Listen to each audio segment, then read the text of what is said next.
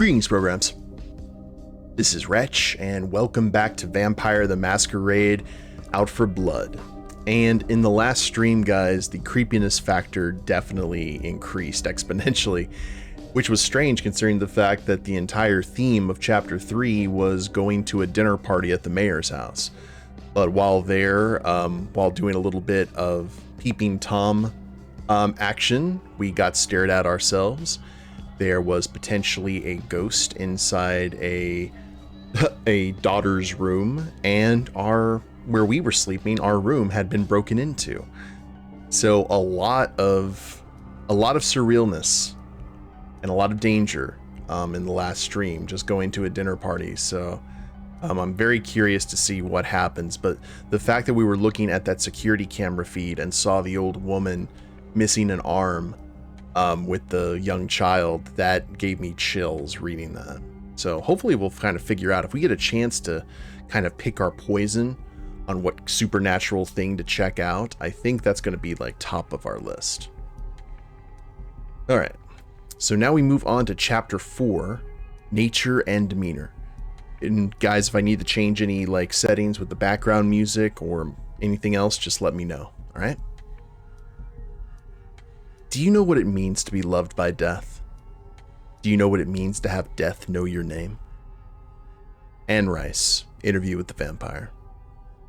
Unsettled by the implications of someone having broken into your home, you find it difficult to fall asleep. After checking and rechecking the locks on the doors and windows, you eventually doze off. In the morning, you wake up wishing for a few hours more in bed, but with all the work to do in the house and the store, you force yourself to get up. Now that you're up, you dig through your unpacked boxes you brought from Chicago. Inside one labeled Home Security, you find a number of wireless video cameras and security devices. You wire the house and store with door and window sensors that send a text notification if breached. You set up motion detectors in numerous rooms and additional cameras with 24-hour recording along the perimeter of the entire property. If someone breaks into your home again, this will catch them. The report of the missing teenager last night at dinner has also left you unsettled. Oh yeah, there was a missing teenager as well.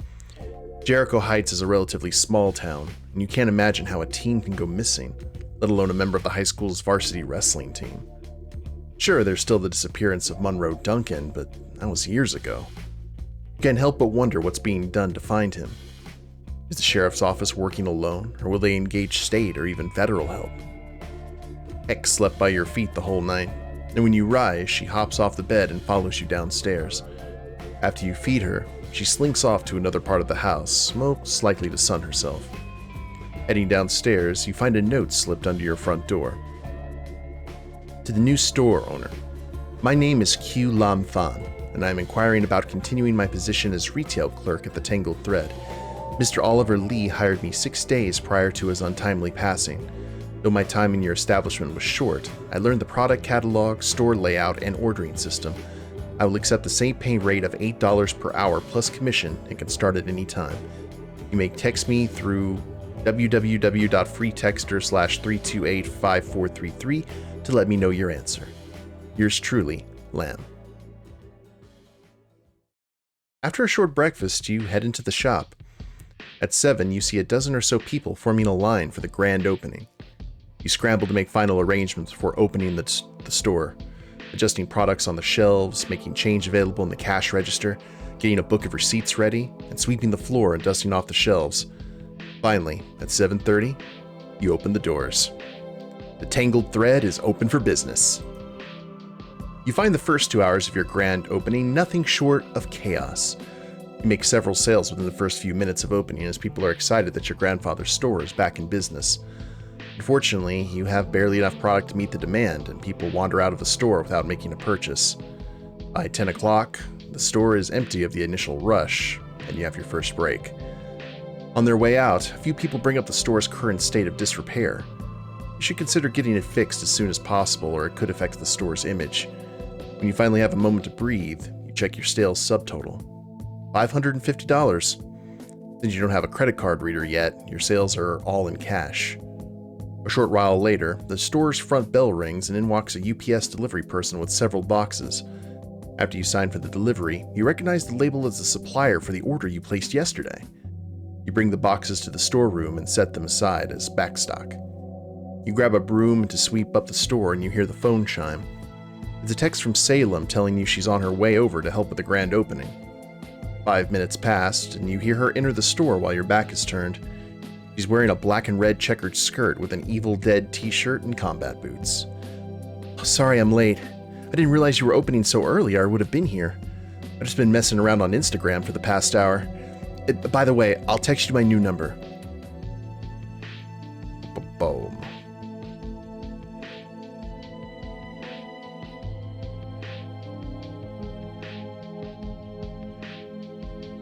Well, because you're late, I'll have to dock your next check. And since I'm paying you $0 an hour, you now owe me $10. Sarcastic +6. She pats her skirt and her shirt, and though she clearly has no pockets, I'm so broke I can't pay attention, she says in a comical voice. That's okay. We'll call it even.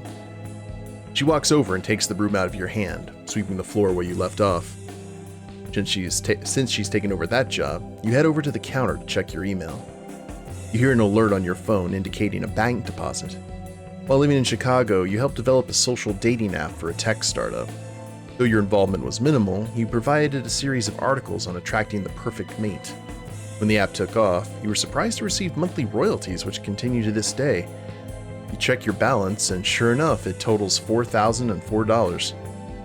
While you're checking your bank account, the front door opens again, and in walks a tall man, well over 6 feet, though he has a rounded back like he's constantly ducking not to hit his head.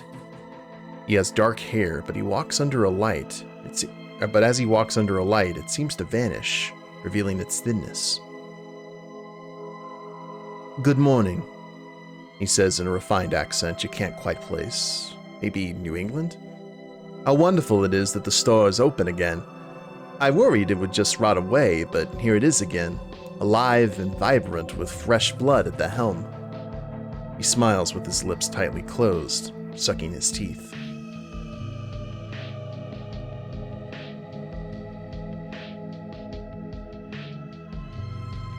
Well, thank you for coming in. Is there something I can help you with? I would make a good impression on all the customers. The man looks around the store, craning his neck without moving his body, sort of like an owl. You can definitely help me, but we can get to that later. First, there's a little matter of introductions. I'm Gabriel Jayfield, and I know you are Morgan, grandson of Oliver. He bows to you. A brief flash of bright white fills your field of vision. A slow-moving image builds in your mind of a younger Gabriel walking through a cemetery. It comes to an open, fresh plot with a coffin next to it and its gravestone. Harriet Jayfield, 1901 to 1972. The image lasts a split second and blinks away. So, you knew my grandfather? You ask? I knew him quite well. We were business associates. Did he never mention me? He places both hands on the store counter, and you notice a clean, manicured fingernails with rounded edges but pointy in the middle. He notices your stare and curls his fingers.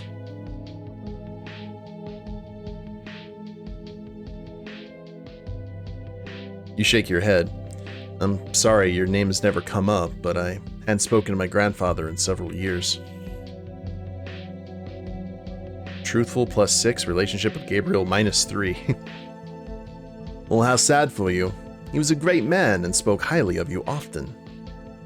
Gabriel says, when family becomes estranged, it can be the sharpest of cuts to our fragile souls. I experienced this with my own father. We rarely spoke as adults until he went away to the war and was killed, sadly. I often think of things I would say to him if he was still alive. Yeah. The past few days, there's a lot of things I wish I could have said to my grandfather. I'm not surprised. He died so suddenly that you haven't even fully grasped it yet. It's as if, any moment, he could walk in again. He turns and looks at the door, and for a moment, you almost expect your grandfather to walk in. Salem walks toward the front of the store with a filled dustpan and the broom. She eyes Gabriel with a sort of wonder, her eyes wide and pupils full. Oh, hello, he says to her. You're Gabriel Jayfield of New Heights. I love your podcast. I was just listening to yesterday's episode this morning. She empties the dustpan into the trash bin next to the counter. Oh, marvelous. Always wonderful to meet a fan. So, I've heard you live at Bleak Rest House, you ask. Is that true? His eyes widen almost if he's proud of the recognition. Why, yes, my business partner and I purchased Bleak Rest House, as the townspeople call it, over 5 years ago. A terrible tragedy what happened at that home, but when you think about it, what's a home? Is it the history of the place? Is it the people who lived there, whether those people benefited society or stole from it? Is it the deeds of a deranged man who did unspeakable things there? No, I think it's none of these things. It's the walls, the ceilings, the floors, and all the things inside.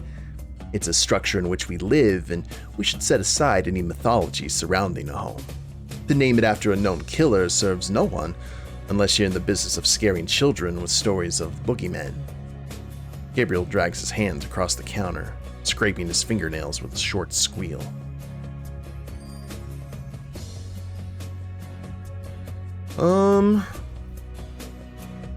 Man, manipulation plus persuasion. What do we got?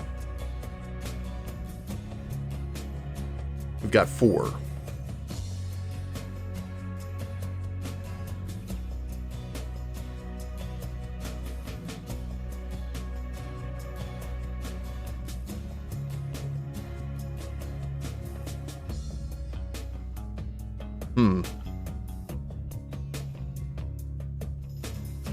I'm not going to try and flatter him. I will go ahead and agree with him, though. It's very well said. Naming it after a murderer only memorializes him. Matter of fact plus 8, relationship with Gabriel plus 10. Yes, it certainly does, Gabriel says. We should not create statues of terrible people, and naming the house after Silas Beakrest is like carving a statue. Why, when my partner and I moved into our home, we noticed a plaque at the base of the driveway which told the history of the murders and the man. We had to petition the town council before we were allowed to remove it. What foolishness we sometimes have to deal with. Gabriel pulls away from the counter and walks in a short circle around the store. He leans over to stare at a tie-dye t-shirt and returns to the counter. Not much on the shelves as of yet. He frowned. I'm working on it. I'm just getting started in here, but expect to have everything set up soon. Salem leans in and whispers to you. I'll be right back. I'm going to use your bathroom. She walks through the back door of the shop. Well, I should be going. You clearly have a lot of work to do, so I'll leave you to it. Gabriel taps his hands on the counter. Before I go, I'd like to ask for you to sell me something. When your grandfather ran the store, there was a framed poster for the classic movie All Quiet on the Western Front. I'd like to buy it now. You pull up the store's records on your laptop, and sure enough, you see a note about an order for Gabriel. Yeah, looks like my grandfather set that aside for you. I have it here if you'd like it today. Yes, I would like that. He draws a leather wallet from his pants pocket and counts out $600 in crisp bills. I hope you don't mind Benjamin Franklin's. Please send the item to my home. You certainly have the address. For the first time, you see Gabriel throw back his head and laugh. No problem, you say and write up a receipt for him. Thank you for your purchase. He waves his hand dismissively. Oh, I'm the one to thank you. Good luck with your grand opening. I'll certainly return as a customer. Good day to you. Have a good day, you say and watch him leave your store, his long legs striding down the street until he disappears from view. No sooner has Gabriel left than you see Michaela show up outside your store. She rides in fast, wheels screeching to a halt, and jumps off her bike. Throwing open the door, she runs to your counter. Are you okay? He was just here. He was in your store. Did he do anything to you? Did he hurt you? She speaks in rapid bursts, barely taking breaks just to breathe.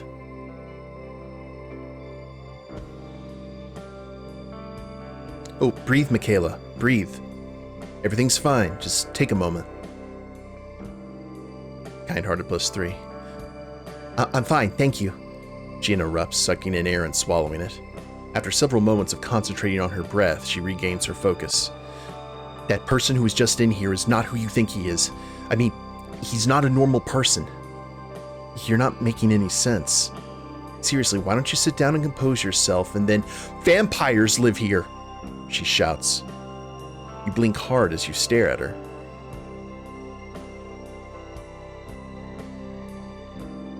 Ooh. Now, we know being a bit of an occultist, probably about vampires, so I'm thinking that this would intrigue our character quite a bit. Okay, slow down. Take a moment and think through what you have to say. She takes a deep breath and shakes out her arms. Okay, so I've been watching Mr. Jayfield and Miss Chastain for a long time now. I know for a fact Miss Chastain is a vampire. I'm not so sure about Gabriel because he can walk around in the daytime.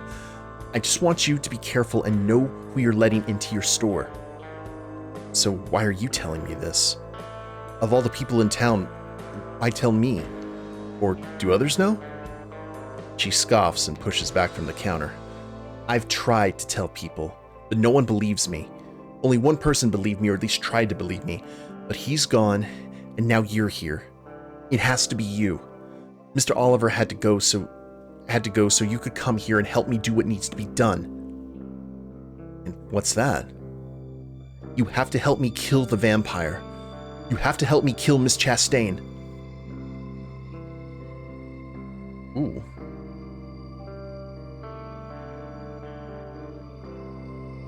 No, I'm not mayor of the town yet, Tama.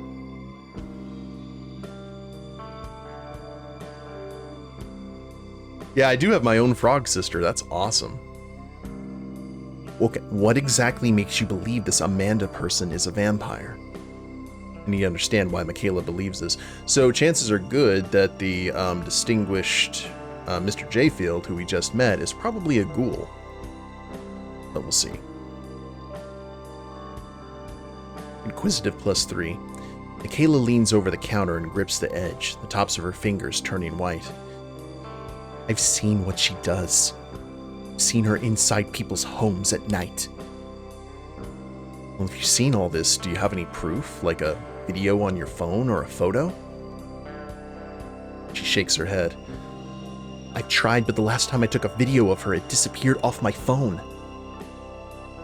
Does Chastain know that you know about her? Why are you still alive? Wouldn't she drink your blood? She shrugs. Maybe she doesn't know about me, or maybe it's because of my mom. She's a reporter, and Amanda's afraid she'll put something in the newspaper about her. I really don't know, but you can ask Miss Chastain if you're that curious. Michaela pulls back from the counter and paces in front of it. While she's not looking, Salem pokes her head out from the back. Salem asks, mouthing the words. You wave her away and mouth back, It's okay. She nods with a look of concern and backs away from the door. I know they took Tyler. He's not missing. He's gone. Michaela crouches and hugs her body. You walk from around the counter and approach her.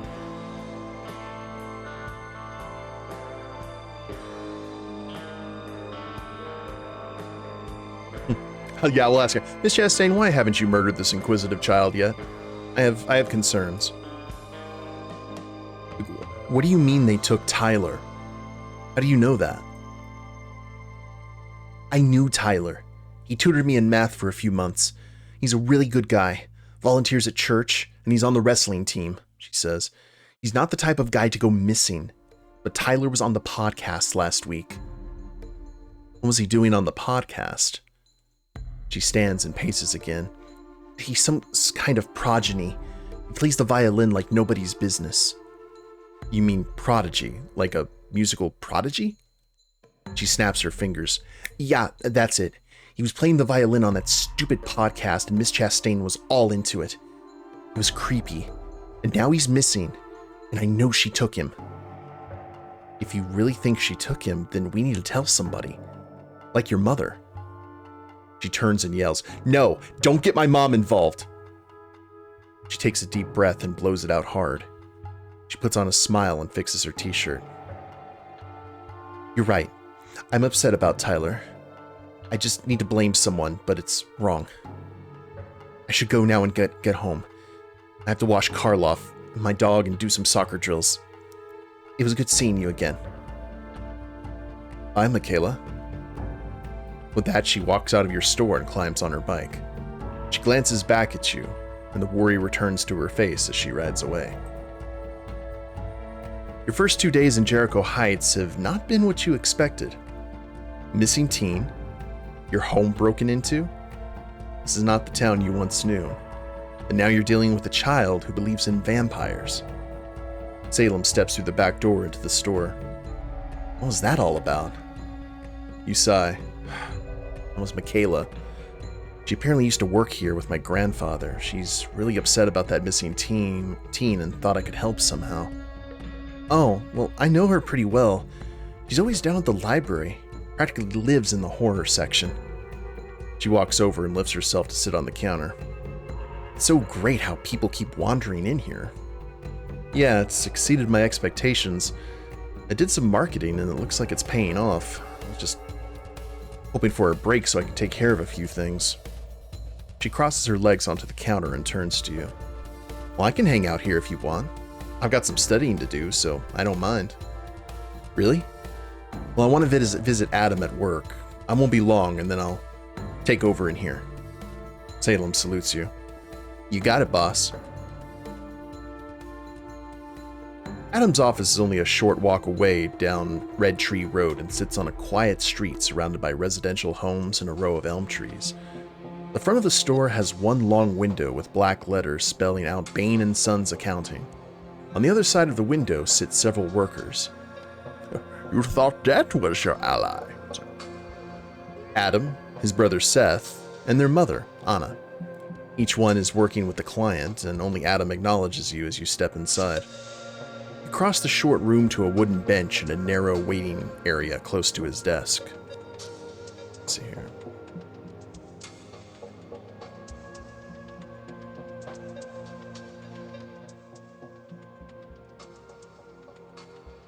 Mr. McRae, the IRS has no reason to call your phone. I can say with 100% certainty no one from the FBI is coming to arrest you for unpaid taxes. Keep in mind you're mostly retired from your plumbing business and only earn a small amount from ad hoc work. Your income is not on the IRS's radar. Adam speaks in a deeper voice than you're used to, presenting a tone of authority and confidence. Mr. McRae licks his lips and leans over the front of the desk. So far, his long, straight gray beard touches the surface. His gray hair looks white under the iridescent lights. I hear what you're saying, but the fella told me he knew all my bank account figures and was sending my file over to the FBI in Chicago unless I settled up over the phone. Trust me, you have nothing to worry about. If anyone from the IRS or the FBI or any other agencies contact you, you feel free to give them my number. Don't say a word to these people otherwise, and don't pay them a cent. Mr. McRae smacks his lips and ends with a frown. Is your father around? Maybe I should ask him. He stands and looks down over Adam, clearly eyeing his wheelchair. Sitting there listening, you suppress the urge to interject. My father is in a meeting across town, Adam says, his tone betraying a sense of annoyance. And he'll tell you the same thing I'm telling you.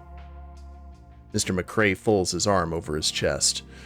Now don't get all pissy with me, boy. I don't appreciate the tone of your voice. Adam's mother leans back in her chair and looks over, a look of concern on her face. Adam stammers, his cheeks turning blotchy and red. I'm sorry, but I just want you to understand.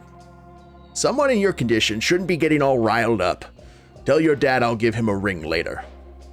And as Mr. McRae turns to leave, you...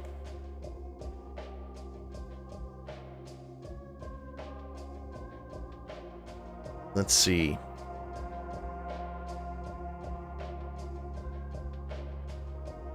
So we've got persuasion.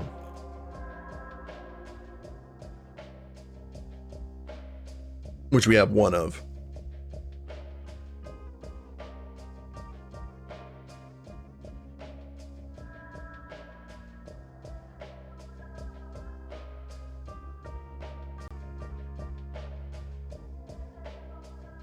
Let's go ahead and try and convince Mr. McRae that the phone call was a scam. I mean, we got charisma and persuasion. Wait. It's actually very important. Charisma is 3. Okay.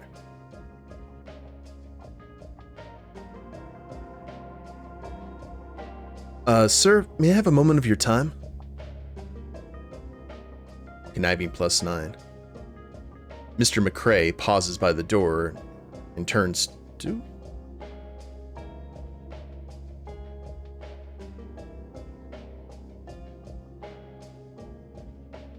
Wow, we have to have a lot of points and stuff. Oh well. Mr. Cray pauses by the door and turns to you. A quick moment. You shift forward in your seat. You fell for a classic scam. The person who called you had a little bit of information about you and tried to intimidate you into giving him money. It's a popular scheme right now. He turns to Adam. Does your friend here think I'm an idiot? This whole thing has gone from bad to worse. I should have never stepped foot in here today and just called your old man. Now you tell him to give me a call. Relationship with the McCraes -8. Anna Bain, Adam's mother, walks up to Mr. McCrae. Chuck, this is a misunderstanding. Why don't we go to the office and talk about it? He waves his hand dismissively and opens the front door of the office. Nah, just have your husband get back to me. I'm done here today. When he leaves, Anna turns back to you. Look, I'm sure you're trying to help in your own way, but now we have to do damage control. She walks past you and heads into the back office. Well, I hope there never is a next time, but if there is, maybe you should just stay out of it. Adam says, shaking his head. Relationship with Adam -7. That's so strange to me. Like, remember when we did the last one, 4 was a pretty good rating, all things considered, but I guess we need to have like 5 for any of this kind of stuff to work. Seth stands from his desk and steps over to Adam. Hey, to hell with that guy. He's always such a bastard. I can't stand him or his sons. I'm sorry he treated you like that. The two brothers look a lot alike, although Seth is older and thinner and his hair hangs low and in a ponytail. They both resemble their father Daniel, who was always regarded as the Jericho Casanova. At least that's how it was when you were a kid. In the last summer you spent visiting your grandfather, one of Daniel's affairs surfaced, which almost ended his marriage. The marriage continued, and so did the affairs. Anna looked the other way and threw her attention harder into the business. Daniel's lies got better, and the wheels kept turning. Seth returns to his desk, and Adam rolls out from behind his own. Feel like taking a walk? He asks you. I need some air to clear my head. You and Adam stroll down Red Tree Road, away from the accounting office and into the shade of elm trees lining the sidewalk. The temperature is almost perfect today, though you notice sweat on Adam's brow. He always ran hot, even as a kid. He once passed out from heat stroke during the stretch of 100-degree weather when you were both children. As you reach the corner, Adam cuts up the cross street. All these years of me complaining that there's no way for me to get down into the street, nothing ever happens. He pushes his wheelchair another 20 feet to ride down the ramp of the driveway and then backtrack to the crosswalk to stay on Red Tree Road. At the next corner, the sidewalk is still not sloped but raised 2 or 3 inches. He pops up the front wheels but struggles to make it onto the curb.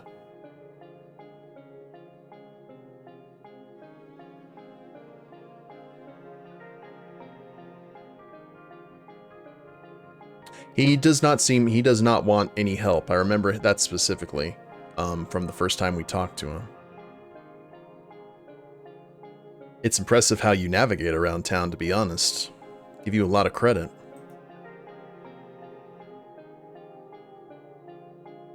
Oh my god, okay. Matter of fact +6. Adam looks up at you and groans. Look, I know you're just trying to be nice. But please don't tell me how impressed you are with me, or I'm a role model, or that I'm inspiration. Just a normal guy with a few extra metal parts wrapped around him.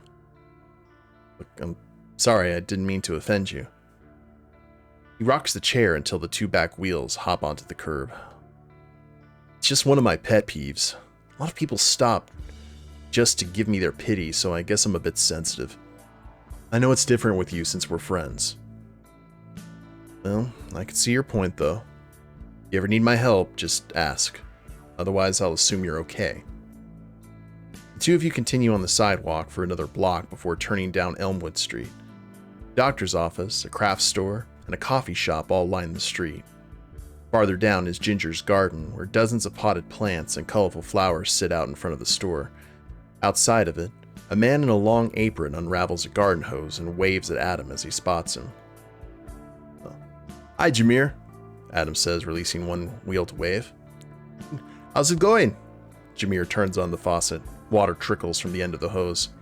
"You better hurry up," he says with a smile. You and Adam pick up the pace and pass the store. Jameer twists the faucet and water sprays out across the sidewalk and onto the flowers. Once you pass, Adam wheels closer to you and whispers, "Poor guy. Jameer came here about 10 years ago as a war refugee from South Sudan. It's all sorts of bad stuff." You glance over your shoulder at Jameer and bump into Adam's wheelchair. "It's horrible." "Yeah, he's a good guy though. And well, if there are any loud noises like fireworks or something, just don't make fun of him." "I would never," you reply. Adam nods and changes the subject. "So have you heard any news about the missing teen?" "Nothing since last night." Adam shakes his head. "There's something going on in this town. I'm getting super worried." "What are you worried about?" You and Adam turn down an alley back toward the accounting office. "Just forget I said anything. Hope they find Tyler." "No, you need to finish your thought. You can't just leave me hanging like that." Adam takes a deep breath. "I just think that a lot of events in the city are all tied together. First Monroe Duncan goes missing and now Tyler. There have always been other happenings in Jericho that you don't know about since you've been away."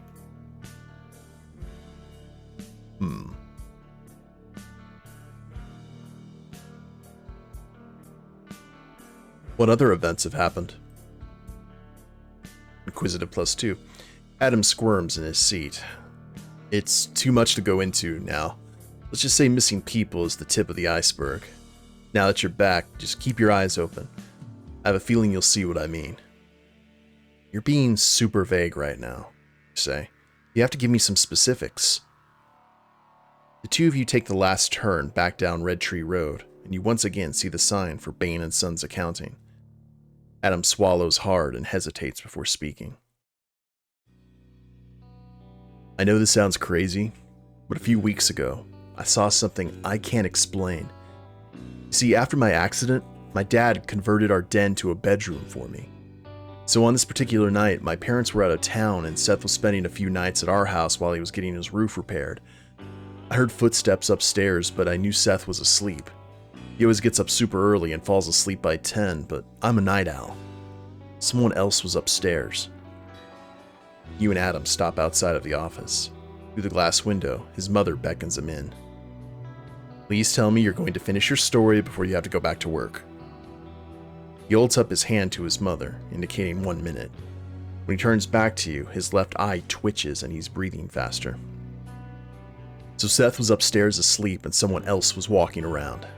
They were light steps too, and seemed to glide across the floor. It's an old house with a lot of weak floorboards and I barely heard a creak. I must have sat at the bottom of the stairs for an hour, just listening, waiting, afraid. I still remember my heart beating. I was covered in sweat. I didn't know who was up there, but for some reason I was terrified." "So what happened? Did you see anything from the bottom of the stairs? Did you hear anything else?" He lowers his head, takes in a deep breath, and lets it out slowly. "I did see someone.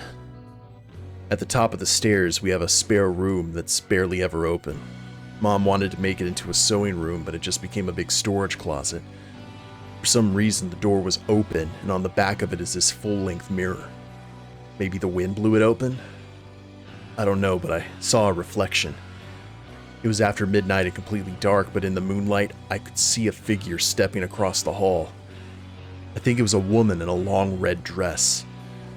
Just when I caught a glimpse of her, she moved away in a blur. It's the damnedest thing, and for days I replayed that moment in my mind, questioning whether it was a figment of my imagination or if it was real. I would have freaked out and questioned everything, so I can't blame you."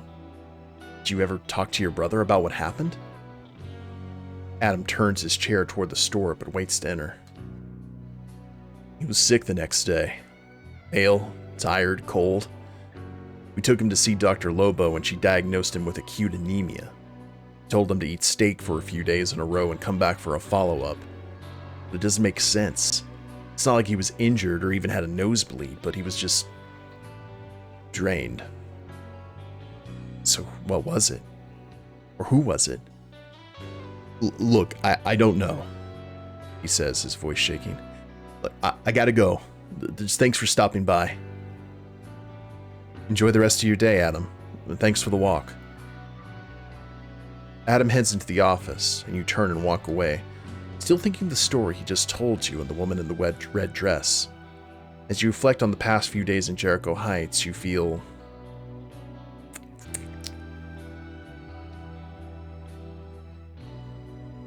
unsettled and concerned. I am worried about my friends and the people of Jericho Heights. Kind-hearted +3. The vision of the Jericho Heights from your childhood is slowly shattering.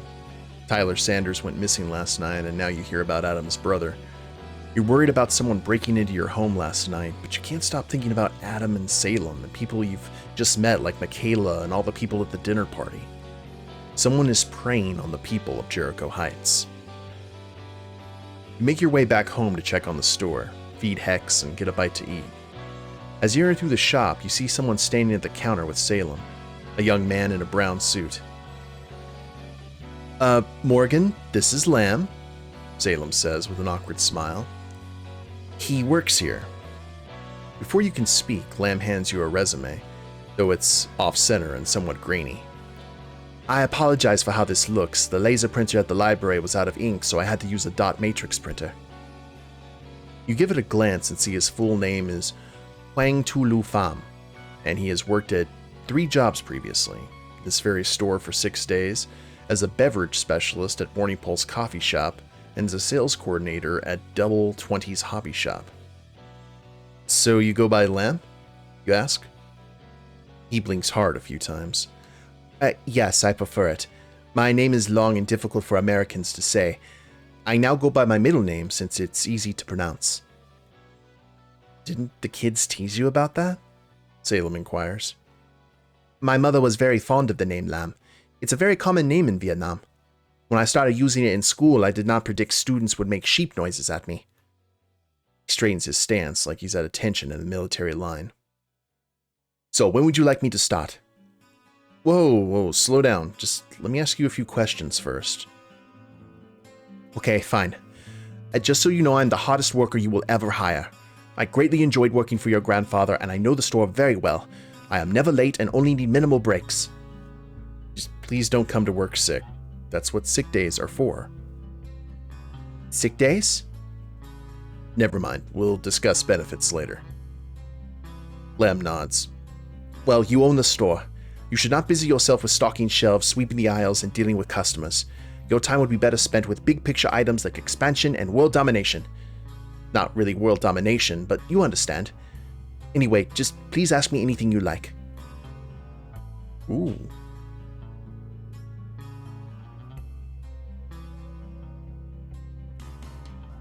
Communication plus leadership. Oh god, are we going to ask him the... No, I'm not asking him that. I'm not... Well, you know who he reminds me of? He kind of reminds me of the guy in Chinatown in VTM Bloodlines, who has the herbal remedies, who sold you all the guns. All right. So what do we ask him? Yeah, General Sang. Sang's herbal remedies.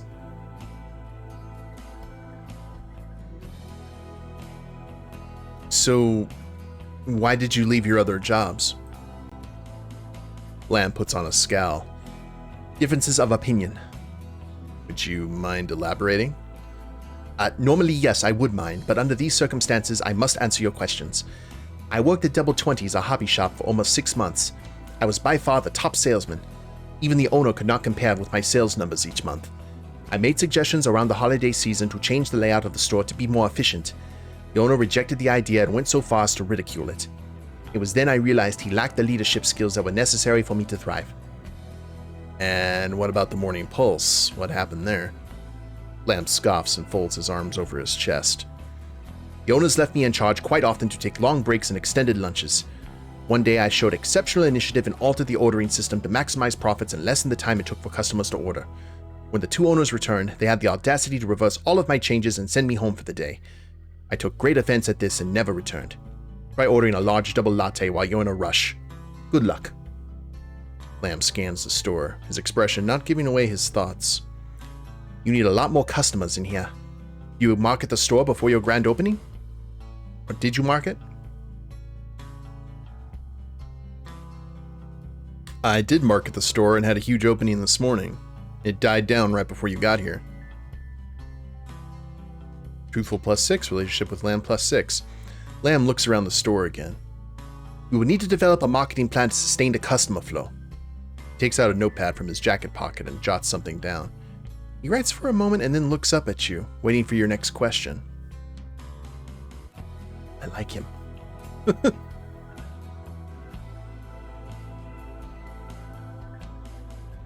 How was it working for my grandfather? Lamb considers the question before answering. I very much enjoyed working for him. I found it very educational, and he gave me the freedom to sell to customers without the micromanagement I have seen at other jobs. To be fair, working for him was not without challenges. I found him to be quite secretive and prone to anger, not that it was directed toward me. Sometimes his face would turn so red and his voice would get so low and scratchy I thought he was a demon. Otherwise, I enjoyed it very much. I guess I'm not surprised you experienced all that and working with him for only 6 days. The front door rattles from the wind and the chimes jingle as though a customer were entering. Salem coughs and places a hand on the top of her chest. I'll be back. I need to get a pop. Can I get anybody anything? No, I'm fine, you say. Lamb shakes his head. No, thank you. As she leaves through the back door, your eyes follow her out. Is she your girlfriend? You blink hard a few times. What? No. Why would you say that? He shrugs. The way you looked at her, it seems like you like her.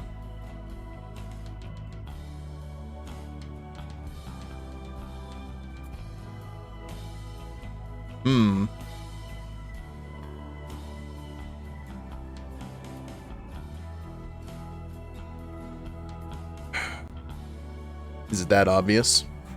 Guess my poker face needs some work. Sarcastic +9. Well, don't worry. Your secret is safe with me, Lamb says. Do you have any questions for me? Do you know a girl named Michaela? She used to work here. Lamb nods. Yes, but I only worked with her twice. She wasn't really an employee of the store as much as someone who sat behind the counter and kept your grandfather company. I didn't know her position or title and ask for an organizational chart. That request was denied. We didn't interact much, and that's fine by me. I'm not too fond of children in general. Yeah, I'm glad we went for the inventory too. It's gonna be seeds, you know? And he looks like a hell of a gardener. The store door opens and in walks an older woman with a cane in one hand and a small, shaggy dog under her arm. She walks straight toward the counter and places the dog on the surface. He wags his tail and lies down like he's been there 1,000,000 times. Before you can open your mouth, Lamb steps up to her. Mrs. Jenkins, it's a pleasure to see you. How can we help you today? She smiles at him, hands her cane, and takes out her purse.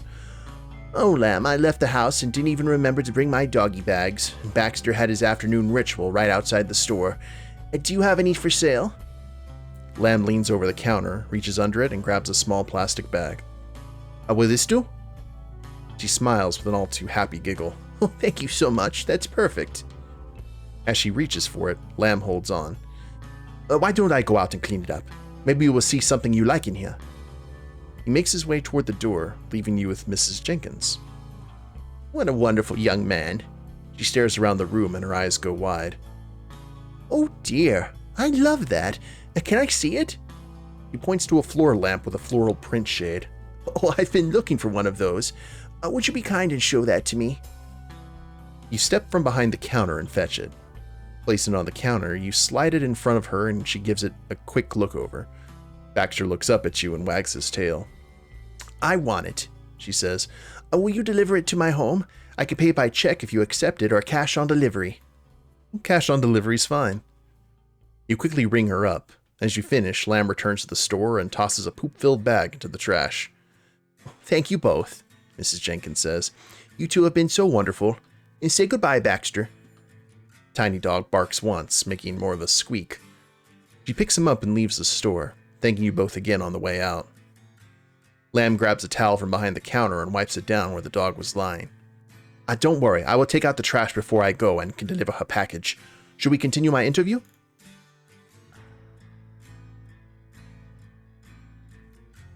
I could kind of want to interview him. I'd like to hire him right there. Like, that was a great, kind of thing. I want to ask about what he likes most and least. I'm not gonna ask him to accept less pay. I'm gonna hire him, but let's see this. What do you like most about Jericho Heights? Lamb rubs his chin and clicks his teeth before answering. The opportunity. My family came here with few expectations. Since then, my father has started a law practice and my mother now runs a marketing company. We did not expect such a small town to accept us so openly. Not all places welcome Asians or people who look like they don't come from America. Of course, we've also had obstacles and some people have shown prejudices, but we never felt like we lacked opportunity. Great answer, I'd say. And what do you like least about Jericho Heights? Well, it's a small town and there's only one of anything, he says, then pauses like he expects you to understand him completely from those few words. When you don't respond, he continues. One Vietnamese restaurant, one hobby store with tabletop role-playing games, one bus route. At some point, I may move to a larger city with more options, but for now, I enjoy other aspects of Jericho Heights. I understand. Well, we can go ahead and move on then. You're hired. When can you start? Relationship with Lamb, +10. Lamb's face lights up with a beaming smile. Oh, right now. I will just take out the trash and clean the store until customers show up. While I work, I will consider potential marketing initiatives. You will not be disappointed in my performance. I'm sure of it. You make a great addition to the staff here, which is currently just me. Still smiling, Lamb heads off to begin cleaning the shop. Salem returns from the back with a pop in each hand. She places one down in front of you. I left to give you both some privacy, but I just saw Lamb emptying some waste baskets. Everything work out okay? Well, I wound up hiring him. We could use some help around here, and he really wants the job. I doubt I can afford taking on too many more employees. I even feel a bit bad asking you to help out. Well, I won't be here forever. I've already got a job. True. Can I impose on you one more time? I need to head out for a bit if you don't mind sticking around for a little bit. Sure, I can hang out for a bit. She smiles at you. You leave Salem in the store and head across to the town to the middle school to return Lacey's iPhone to her. Not wanting to move the red beast from its nice parking spot, you take a bus that lets you out right at the main entrance. It's a little into the afternoon when you arrive. You don't remember the schedule, but school should be letting out soon. Unsure how to find Lacey, you ask a teacher for help. They inform you that Lacey called out sick today. Since you don't know her address, you spend a few minutes getting to know the teacher and gaining their confidence. It only takes a warm smile and a few white lies, and 20 minutes later they indicate where Lacey lives. As you walk toward her house, you enjoy the quiet of town in the late afternoon. About a quarter mile from her house, you take a turn onto Longview Road, only to be greeted by the sound of screeching tires, crashing metal, and breaking glass. You whip around in the direction of the noise and spot an out-of-control car half on the sidewalk across the street, plowing through the outdoor tables of a diner. People are screaming and running to get out of its way. The driver leans half out of his window, yelling and swearing at anyone in his path. Oh my god, it's Duke Bowie! He's gone crazy! You hear the voice of a random bystander shouting from across the street. Someone might be hurt. You bolt down Juniper Lane, weaving around the cars, trying to figure out what's happened. From your new vantage point, you spot the black Ford Mustang barrel through a sidewalk sign for the Rite Aid and slam into a tree head-on. Front of the car, the thin white Duke is back, and he's pissed. The front of the car bends into a U, and the driver hits the windshield head first. Now that the car has stopped, you and several other bystanders move closer. Workers in a nail salon stare through a window at the scene, while billowing white smoke from the engine gives their faces an otherworldly cast. Smartphones are already in people's hands, some calling 911, others filming the aftermath of the wreck. A few victims of the motorized mayhem are splayed across the sidewalk. It's a mix of chaos and amazement, because in this small town, nothing like this ever happens. Such an event marks a place in history in the minds of all those present and those who would hear about it or read about it in days and months and years to come. A fog covers your eyes, a cloud of pure white. You blink to clear your sight and a vision fills your mind. A man emerges from the car wreckage, a behemoth wearing a mask of blood, who rushes into a crowd and attacks everyone in reach. The edges of your vision ripple like you set fire to a Polaroid. Several outcomes unfold almost in unison, flickering and stuttering like silent movies. In the first, you shout at Duke, who chases after you for a short distance until you collide with someone in the crowd. Another image takes over, one of you tackling him from behind. You wrap your arms around his chest and he swings you around and throws you off. You slam into the side of his car, back arcing in pain. The image fades as quickly as they came, and you stare at the smoking Mustang, the broken glass, and the bent metal in the steel. Duke stirs in the driver's seat. When he sits up, his forehead is covered in blood which trickles down his face and into his thick brown beard. His door rattles and flies open. One of his massive legs steps out to the street and the crowd gasps and backs away in a few steps. "I'll kill every last one of you fucking cockroaches," he yells in a gruff voice like he swallowed nails. A man steps out of the Buick behind the wreck and steps forward, hands raised in the sign of peace. "Duke, what the hell you doing, man?" Duke steps from the car and stands. Dressed in a plaid shirt and camouflage cargo pants, he stands 6.5 feet tall and has the body of a pro wrestler. He growls, grabs the man who stepped from the Buick, hoists him in the air, and tosses him like a laundry bag. The man flips feet overhead and smacks onto his windshield, with spiderwebs from the impact. Screams erupt from the crowd, and those watching scatter in all directions. Some run towards others, and others back to their cars, and a few fall to the ground amid the mayhem. Any that get too close to Duke are punched and kicked. He screams and chases down anyone in his sight till someone else catches his eye and becomes his temporary target. A small, shaggy dog starts out from the entrance of the diner and rushes over to him, barking and prancing his feet. It's Baxter, Mrs. Jenkins' dog, and you see her standing on the sidelines calling his name, her face turning to terror when Duke stares down at the tiny dog. A momentary sparkle of light catches your eye. In the shadow of an alley between two buildings stands a figure with a smartphone in a cage-like video rig, aimed at the rampaging Duke. You can't make out any details of the stranger. In the pandemonium, you're hit from behind because you were off balance already. You slam into the wall of the laundromat. Though you're not hurt, you find yourself shaken by the impact. Willpower -1. You take several deep breaths to calm yourself. Looking around, you resolve to...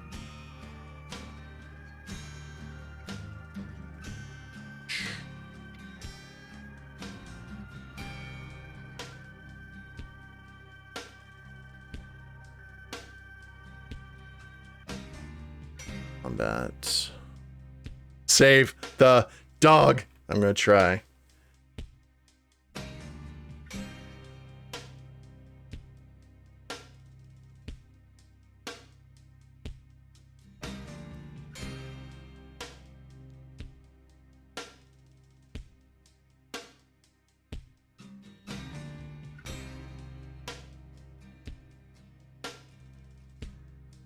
I don't have any decks though.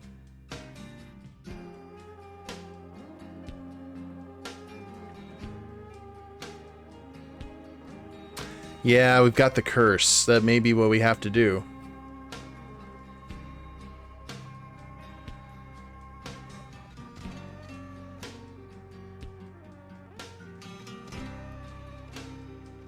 It's our resolve. I mean, we have it. We might as well use it, right? I know that we deal with side effects, but it's our resolve. Resolve is 3. That is what we have. That's what we have in the toolbox right now. Let's do it. I put a spell on you. Achievement unlocked. Some call them hexes, while you've always thought of them as curses. In your studies of the occult, you learn to focus your energy to change one's fate. It could be as simple as a misstep or a minor malady to something catastrophic. Placing a curse is not without its cost. Summoning these energies takes its toll on you physically and mentally. You're committed now, so you concentrate and summon your will to focus the energies. If you don't stop Duke, he'll only hurt more people. You can't let that happen. Breathing in and out of a brisk pattern, you feel a build-up of malignant power like you're charging a battery past its peak. As Duke bull rushes a car full of people, you extend your hands and form your fingers into a symbol. The energy discharges in a rush, and though nothing material shows, you feel the curse flow from your hands to the target. You wobble and reach out to the wall to keep your balance. Your head swims for a few seconds, and you feel a bit of pain in your stomach that passes quickly. You hate to use such negative energy, but feel you had no choice. -2, -1. Duke stops before reaching the car and screams. The driver struggles to put the car in reverse as the tire backspin with a sudden screech and a billow of smoke. Duke rushes to the driver's window but slips on the street. His legs fly up and he slams flat on his back. The car pulls out, fishtails, and drives in the opposite direction. Moving closer, you spot an oil slick beneath Duke. As he tries to stand, he slips further, which only seems to enrage him more. Sirens blare in the distance, and you see the first signs of flashing lights at the end of the street. Smoke comes out of the hood of a Jeep, and its driver stumbles out with a bleeding cut across his head. A few feet away, a woman lies on the ground, unconscious.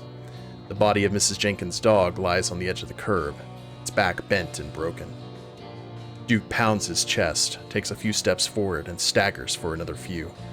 I think the only thing we could have done is we could have tried to do the dex and athletics, but we wouldn't have been able to actually pull it off. Sorry, guys. He shakes his head and stumbles until he catches himself against a young tree. A police cruiser and a sheriff's car speed around the corner and make their way through traffic. Most of the crowd is dispersed, though many stand and watch from inside shops. Some stay nearby to film the action on their phones. The ambulance pulls up and Duke rushes at it with a renewed sense of purpose. The EMTs start to get out but pause. They see him coming and close and lock the doors, remaining inside as Duke crashes against the hood. His thick arms grip each side of the vehicle, and for a moment you think he's going to pick up the whole thing. Instead, he rattles the ambulance from side to side, slamming the EMTs from side to side. The sheriff's car is first to pull to stop. Deputy Sheriff April Maya, who you last saw at the mayor's dinner party, gets out with her taser in hand. "Duke, what the hell are you doing?" she shouts as she moves toward him. When he doesn't turn, she yells even louder. "This isn't like you. You're a good man. Please, just turn around and talk to me." He releases the ambulance and spins to face her, his chest heaving and a face of deep, demonic red. As he turns from the vehicle, he slams his knee on the front bumper and hops to the side with his legs straightened. He howls in pain but ignores it and half runs toward the deputy sheriff. Whoa, stop!" she shouts and holds out her arms with the taser. "Duke, no!" She fires the taser, which latches onto his right thigh. His legs go rigid, but he rips out the nodes and tosses him to the ground. Without stopping, he stampedes into her. She lifts her arms and curls her body to absorb the impact, which knocks her back like a pinball and slams her into the Mustang. The state trooper's car pulls up and spins to a halt just next to Duke.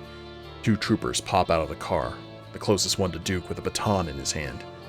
Duke kicks the door into the trooper, which sandwiches his body. The trooper crumples to the ground, half in and half outside his car, body slumped. The other trooper is a large, meaty man close in size to Duke. He lumbers around the front of the squad car and yanks out his sidearm. "Get your hands up!" Duke lunges at him and grips his throat and arm. They tussle against the side of the cruiser, and the pistol goes flying in the middle of the street. Never seen anything like this before. Not in Chicago, and certainly not in Jericho Heights. Something tells you there are unnatural forces at work. No one has the strength and fortitude to fight an entire crowd and battle police officers. Is Michaela right about vampires in the Heights? Is there more at work here than anyone can perceive? Duke slams a forearm onto the trooper's head, knocking him clean out. No one stands against him now. You hear no more sirens, no more cavalry storming in.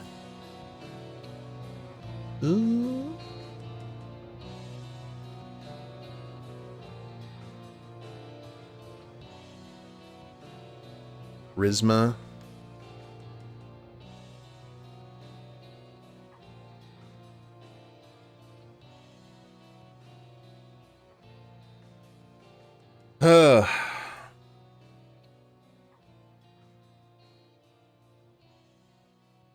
Dex in combat. Kind of mighty 3 in that. Help Deputy Sheriff Maya back to her car. What do you guys think? Should we take a risk and try and convince Duke to give up? We've got 4 dice in it. However, that didn't seem to help us earlier. And Dex in combat is certainly a no-go, so the only thing that we could really do, if we don't decide to take the risk, is help Maya back to her car or follow the figure with the video rig.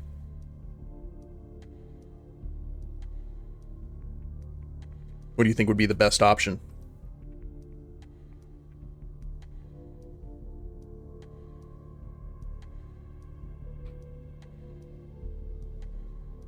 Roll for it? Okay.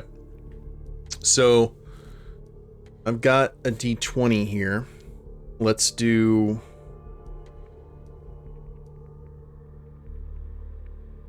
Um, 1 through 6, convince Duke to give up. 7 through 12, help Maya.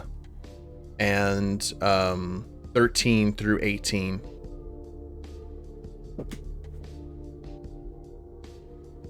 Alright, we're helping Maya back to the car. I rolled a 12. Kind-hearted +2. You don't see anyone else coming to stop this madness. Deputy Sheriff Maya may be the only remaining option. You keep low and move along the streets in a straight line for her, only looking up once in a while to check that Duke remains focused on a downed trooper. When you reach Maya, you swing open the door to give yourself enough room to help her. "What can I do to help?" you say to her. She glances over her shoulder with wide eyes and a tightened jaw, like she's unsure of you. "Help get me inside. Hurry!" You place your arms under hers and support her as she climbs into the front seat.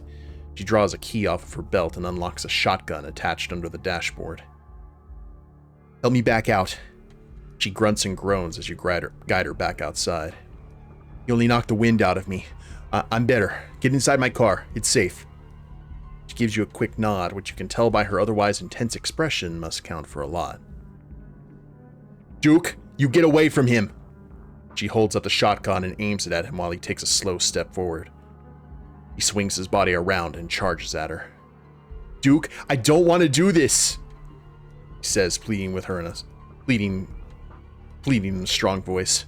"I'm telling you for the last time, get down on the ground."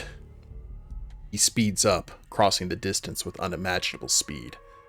A thunderous shot rings out. Duke's body jerks backward, and blood sprays out of his torso. He lurches over and crashes to the pavement. This town ain't right. For sure. Holy crap. Ooh, atta girl, Maya. Did what need done. I'll tell you what, my only concern with this is I really shouldn't have, I don't think I should have gone for an occult character this go around. I think I should have went for like, I don't know, not a combat twink necessarily, but just someone who could handle themselves in a fight, because I think we're going to have a lot of that, especially if curses are going to do that much damage, and if that much dice aren't really going to matter. So, I guess we'll go ahead and we'll carry on. I mean, if we die, we die, but we'll just try and figure it out. But things have definitely escalated. I mean, we got a new employee with Lamb, which is great. Just everything else seemed to go pear-shaped. So I'm saying shame we couldn't save the dog though. But I guess we will see what happens in the next chapter, guys. The story is doing a great job of like setting the when you enter town, there's just something a little bit off, and then the factor just keeps on going up and up and up and up until it starts escalating into absolute chaos. So it may go like full Shaun of the Dead here before too much longer. But yeah, we'll go ahead and do chapter 5 in the next stream.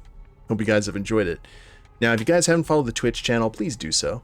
I try and stream on Tuesdays, Thursdays, Saturdays with random times in between. And if you're watching the replay of this on YouTube, I have a link to the Twitch channel in the description below, as well as a link to my Extra Life page where I'm raising money for my local children's hospital via the Extra Life charity. So check out those links if you feel so inclined. Like, share, subscribe. You guys know the drill there.